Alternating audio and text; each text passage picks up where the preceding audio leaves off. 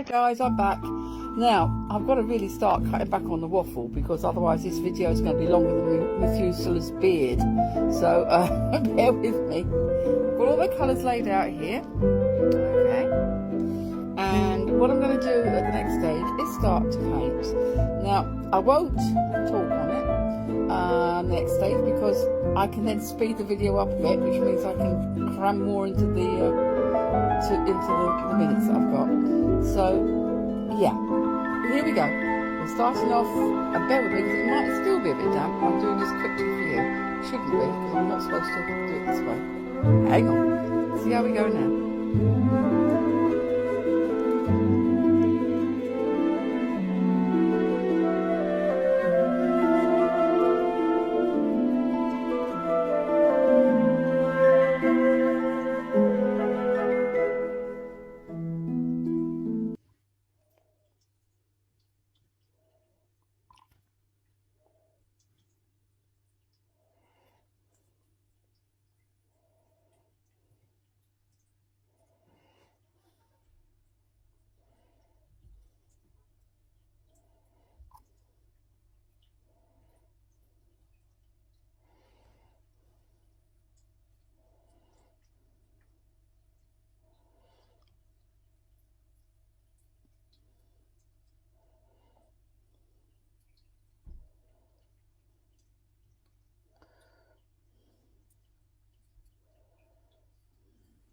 Hey, you got me again. Just briefly, you might have noticed that I literally have just thrown it on and it's one layer.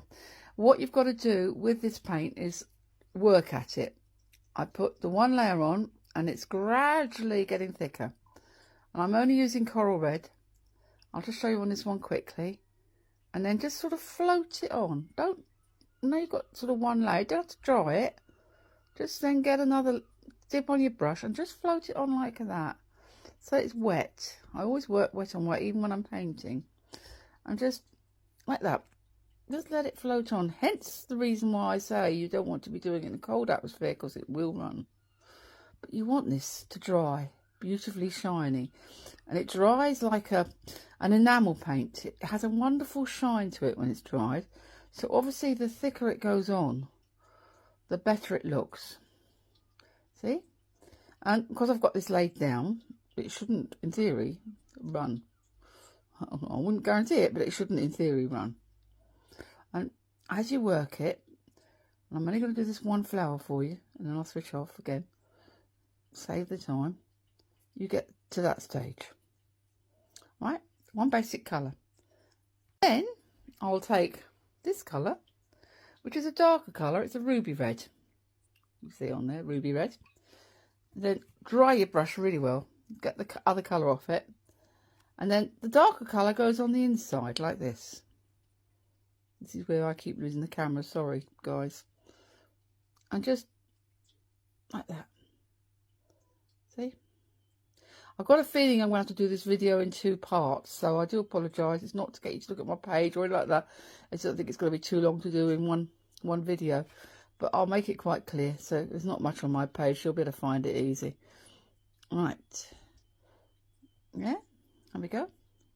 I might even know number 3 the way I'm going. I do like to give a good demo. I'll let you know at the end how many parts there are.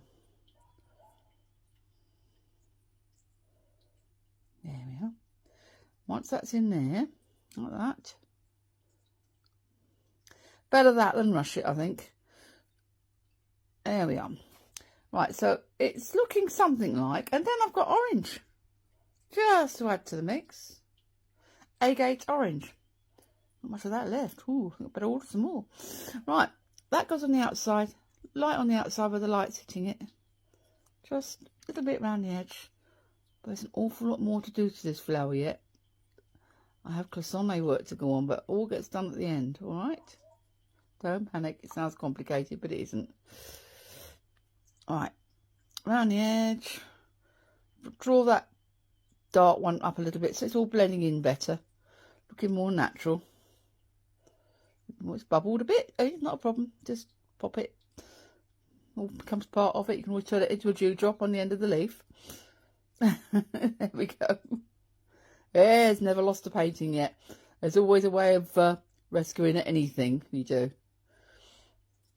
Albeit you add an extra flower or whatever. There we go. I think Bob Ross used to say that, didn't he? But he was right. There we go. Now, I'll do the rest. I'll be back to you. Okay, look, we're coming on. I just wanted to quickly show you this. See how down here it's starting to run a little bit. Don't take your eyes off the game with this paint. It's drying. Look how it's starting to leave lines when I do that. It dries very quickly. But what you mustn't do is overwork it, but equally you've got to keep working it until you know that's going to settle. It does mean that you can keep blending the colours, etc, etc, moving it around how you feel comfortable, but you mustn't take your eyes off what you're doing until that is really sealed, because I can guarantee the moment you take your eyes away, you know what's going to happen, don't you? You're going to up all the way to the bottom. No problem at all. And then you're there, especially if it's dried, it just scrapes off until you cook it. It's water-based. You can actually wash this whole thing off and start again if you want. Literally, until you cook it.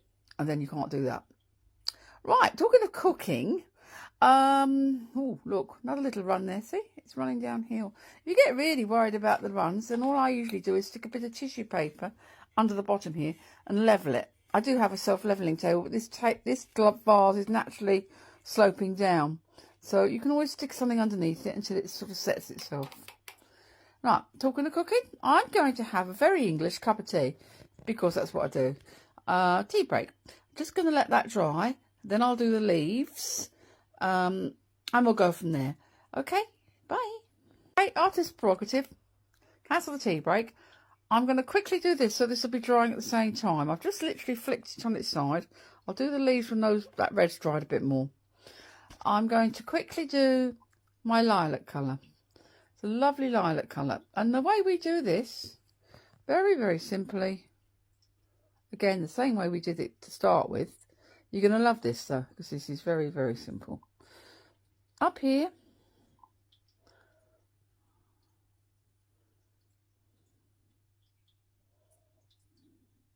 down here, like that, all right the way down, lots of dobs. Not too thick, but you're going to have to put it on a bit thicker than this for the final. Now what we do, go over to the other side and we do that one.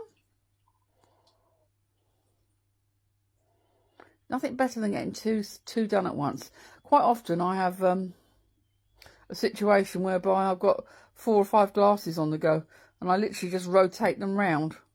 Do a bit onto the next glass, do a bit, and by the time I get back to the first one, it's dried enough for me to do the next stage. It works really well. Bit of a factory production line actually, but if you're doing a set of glasses, say, it's a really good way of doing it. Just rotate them around on your table. Right, that's sort of the lilac colour. Then I'm going on to this colour, which is the darker colour. Don't worry about it drying. That's part of it with this colour, is what I'm doing now. Come up here. Think of the light coming from one side and the dark coming from the other. And there's a good case there. Shows you exactly what I didn't do right. Didn't dry my brush off enough. And being water-based, that immediately runs. Right, it hasn't had any effect, but just to warn you. There we go. That's the dark side, so that's where the light isn't getting to it so well. You can play with this as much as you like, but the effect is always quite good. A few holes there where the glass is shining through, so we'll just roll them up. Again, it doesn't matter too much. You're just going for an overall appearance and an effect, which, if you do this sort of technique, it's the way I paint. As I say, I'm a quick painter. There we go. Right, same on the other side. Very quickly. Panic not. Oh, hello.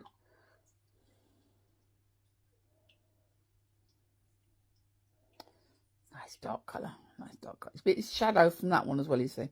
Just think of it like that. But the effect will be good, and it's blended with the pale one, so again you get that lovely sort of overall effect. Then what I'll do is I'll go back to the pale one, and we'll put a bit more on. Dry the brush properly this time, Wendy. That's it. And we'll go back to that one. And we just do a bit more and just sort of splash it around. Just make sure that you're getting it very well coated, and it will just run into one another, which is nice. Just for a nice effect. The bubbles will go, don't worry about those. That's where you're splashing a bit of air in at the same time. And if they don't, so what? It's texture. No mistakes, remember? Alright, okay. Back over to this side. Up there like that. Okay, next colour. Now for this you do need a clean brush. So I'm going to swap my brush over to that one. Make sure I haven't got any purple on it.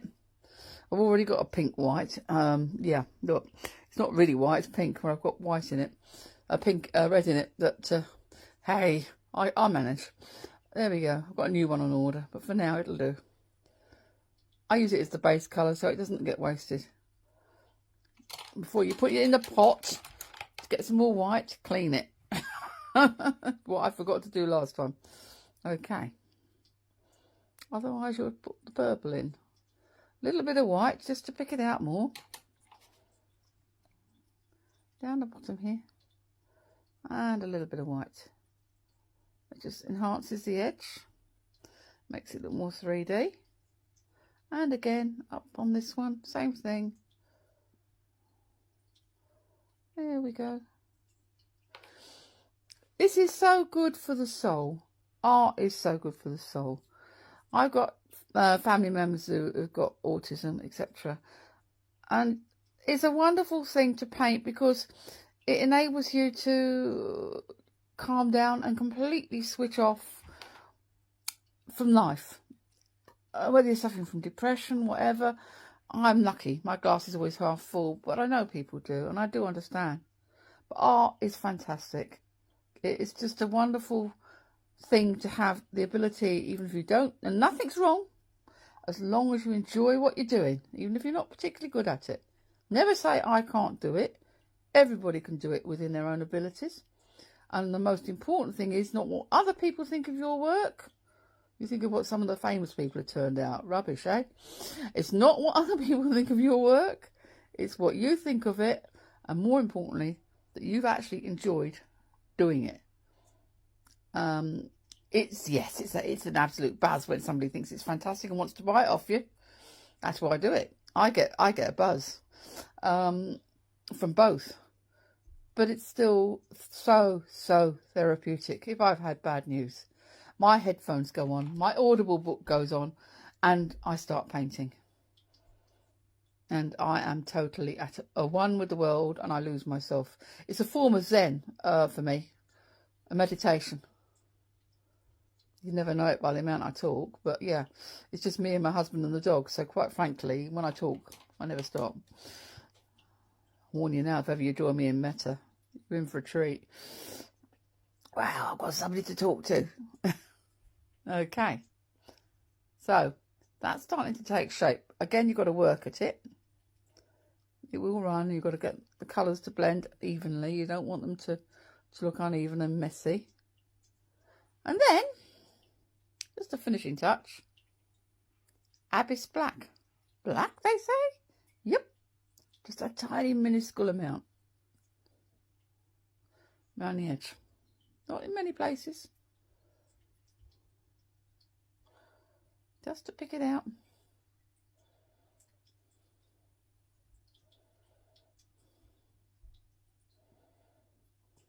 There we go.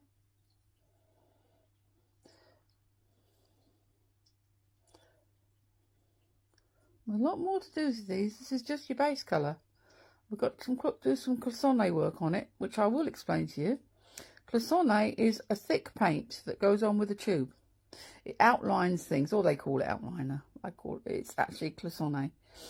And with that, I will do some dots later towards the end when it's all dry. You can't do it till it's dry. And that just pulls the pattern out in the picture. There we go. Voila. So now I'm going for that cup of tea. See you later.